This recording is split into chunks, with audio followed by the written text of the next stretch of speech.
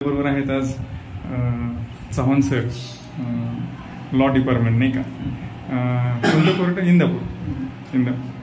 पूर्ण नाव सांगा सर. विशाल चव्हाण.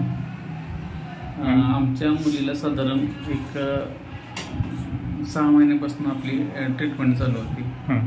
सुरुवातीला CNS हॉस्पिटलच्या काशीवर डॉक्टरांची उत्कृष्ट ट्रीटमेंट चालू होती.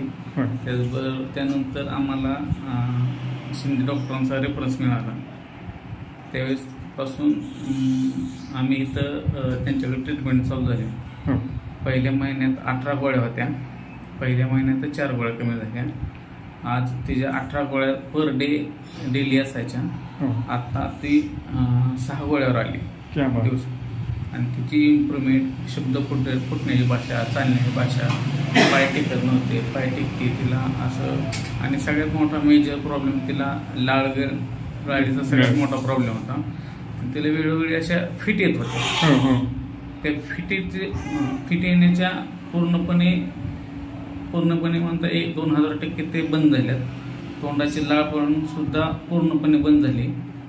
त्यामुळे तिची इतकी इम्प्रूव्हमेंट आहे आणि ती इतकी शार्प माइंडेड झाली.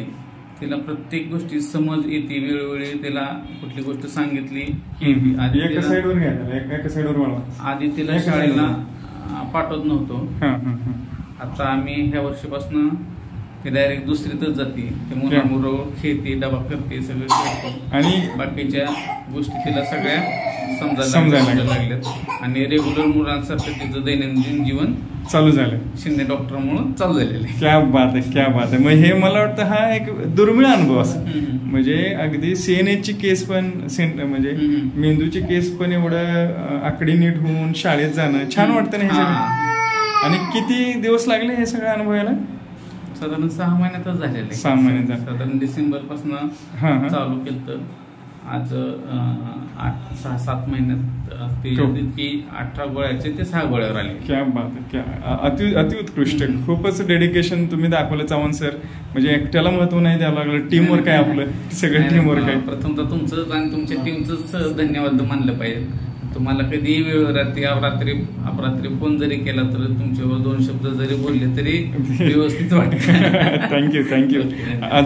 आज बरं का, हा अभिप्राय खूपच छान दिला चव्हाण सर. आज आपल्याकडे अगेन लॉ डिपार्टमेंट. कुठलं सर आपलं कोर्ट? माडा कोर्ट. गजानन काळे. काय सर आपला अनुभव? मी माझ्या मुलाला 3 ते 4 वर्षापासून सरांचे ट्रीटमेंट करत आहे. पूर्वी वारंवार 8 दिवसाला 15 दिवसाला आजारी पडत होता. तू कसं म्हणजे त्याला ऍडमिट केल्याशिवाय तो बरा होत नव्हता. तो आता सरांकडे आल्यापासून म्हणजे मला दवाखान्यात जायची जास्त आवश्यकता पडत नाही. तो त्याची इम्प्रूव्हमेंट झालेली आहे. त्याच्या हातून जो ह्युमिनिटी म्हणजे काय त्याची जी चेहरा पण बदलला ना सर. म्हणजे चेहरा बदललाय. मला वाटतं तुम्ही सलाईन लावायला पण इकडे येत आहे, बरोबर ताई? कसं भयामध्ये फरक जाणवतोय? काय जाणवतोय तुम्हाला चांगला फरक आता ह्या गेल्या 2-3 वर्षामध्ये?